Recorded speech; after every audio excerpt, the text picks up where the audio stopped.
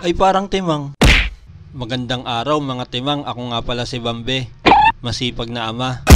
Walang pahinga kahit paa pinapagana.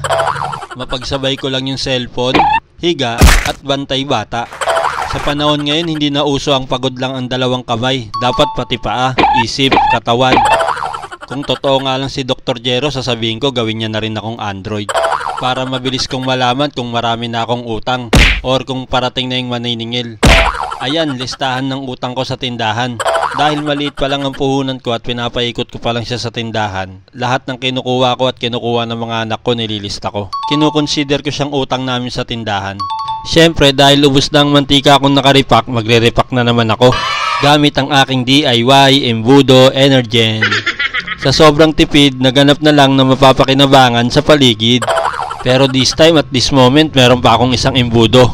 Binili ko yan sa grocery, chupon, 35 pesos lang. Ang mahal kasi ng embudo, 40 dalawa. Itong chupon, 35 isa lang, di nakatipid pa ako ng 5. Sa panahon kasi ngayon, ang mahal ng bilihin, kaya dapat todo tipid tayo. Dapat wais tayo sa mga binibili natin. Before you buy, thinking the price if is very high. That's the simply addition. By the way, let's go. Let's start the salin of mantika. Ay nako, nabubulol at nahihirapan na ako mag-Ingles. Ito na siguro ang resulta ng pakikipag-usap ko kay Bombay. Lagi kasi akong sumasabay sa salita niya Tulad ng, ikaw naman hindi hulog ha? Lapit na kita, lapit barangay. Lagi ikaw tago, pag ako tiyempo sa'yo, wala ikaw pera. Add kita Facebook, di mo accept. Stalk kita, dami mong puntahan lugar. Minsan naaawa na rin ako kay Bombay, kaso anong gagawin ko? Kulang nga sa budget. Naguhulog naman ako sa kanya, hindi nga lang kada punta. Kada matiyempohan niya lang ako. By the way, tapos na ako mag-repack ng mantika.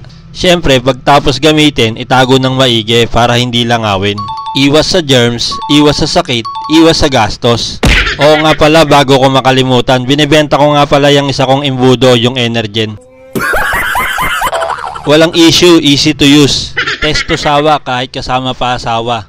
Para hindi ka sisihin kapag binili mo na. Effective at siguradong mabisa. Kitang-kita mo naman ng resulta natapos na ang mga ginagawa kong pagre-repack ng mantika. Hanggang dito na lang ulit mga timang. O papataas, o papababa, o papatagilid. Salamat sa panonood.